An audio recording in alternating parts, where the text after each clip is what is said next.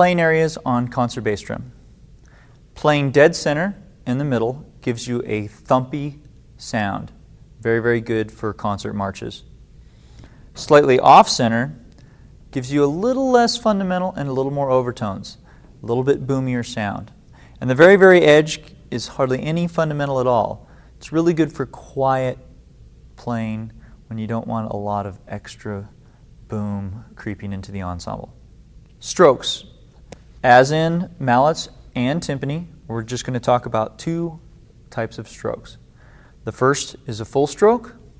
Again, mallet starting up, striking the instrument, returning to its original position.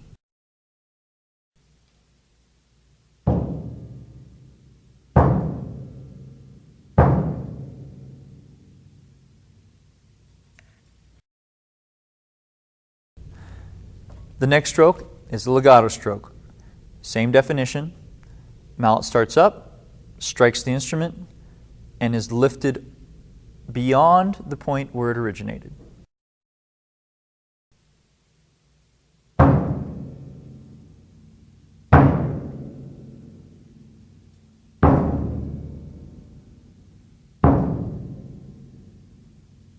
Muffling. The easiest way for a performer to muffle is to simply place the left hand on the instrument, striking the drum with the right hand. They can simply put their hand on the drum head if they want a little bit of muffling, or they can drop their entire arm down to the elbow for more muffling.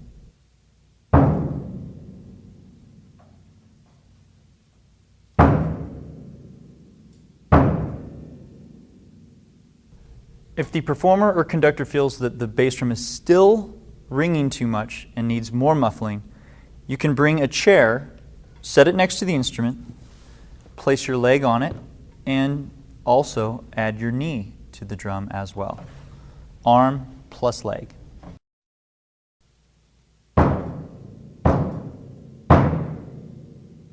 Rolls on concert bass drum. Now, two mallets used.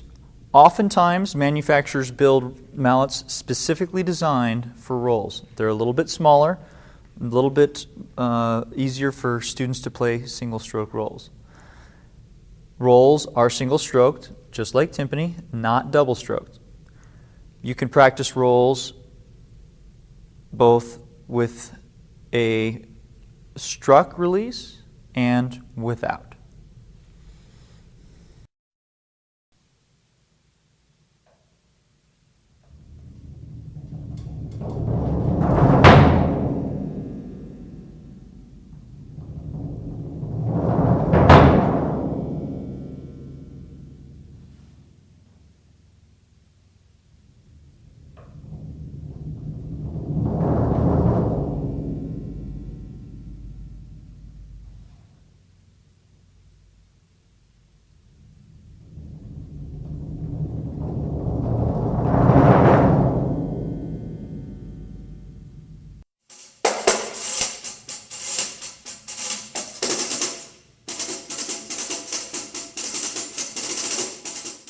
Gong.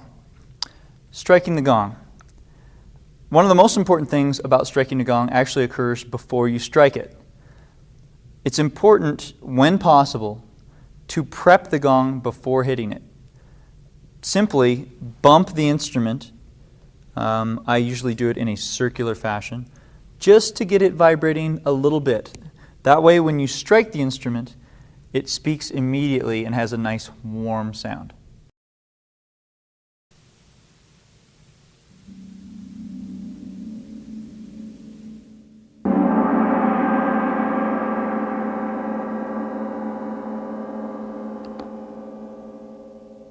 Proper playing area on a gong is slightly below center.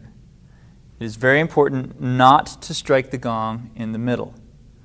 Slightly below center will give you a warmer sound, and it also will protect the instrument from denting.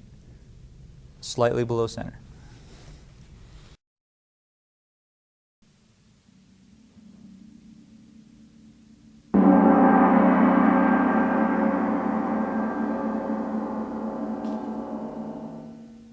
Also notice that we're using a legato stroke when striking the gong. When rolling on a gong, use 2 mallets.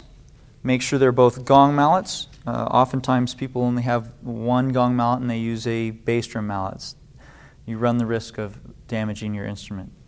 Get 2 gong mallets and roll on opposite sides of the instrument.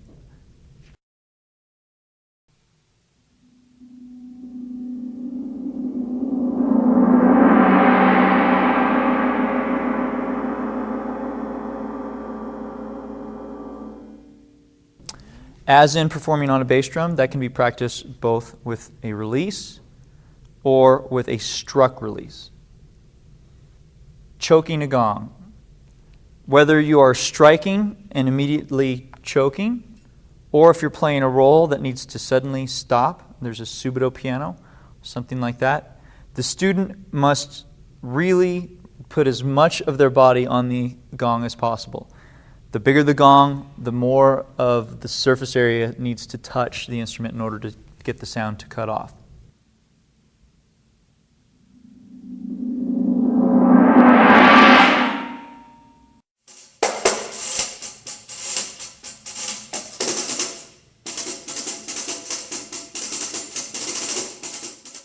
Crash cymbals. It's a common misconception to put your hand through the strap.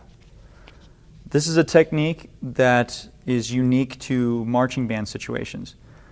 In a concert band setting, simply create a fulcrum, pinching the strap closest to the cymbal, using the knuckles to manipulate the cymbal. There are 2 things to keep in mind when playing a cymbal crash. The first is to make sure that when you're striking, that you strike the cymbals slightly off center. This eliminates the chance of you creating some suction or a vacuum in between the cymbals. The next thing is to make sure that you play a slight flam, that one side of the cymbals strike before the other side. If you think of it in terms of Mickey Mouse, one ear hits and then the other ear follows. Or if there's some writing on the cymbal, for example, the K on this cymbal would hit, and then the description of the cymbal would hit afterwards.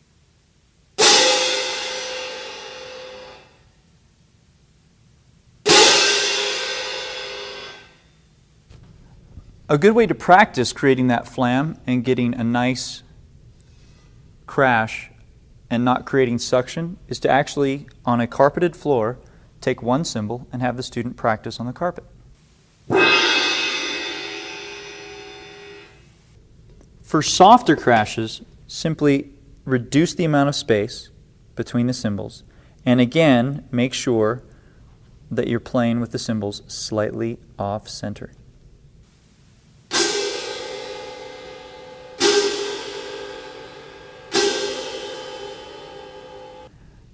When a student must perform a choke, the cymbals are crashed and then brought into the body.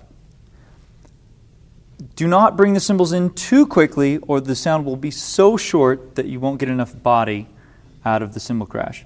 Much like playing a staccato note on a woodwind or brass instrument. If it's too short, actually won't speak well. Crashing and choking.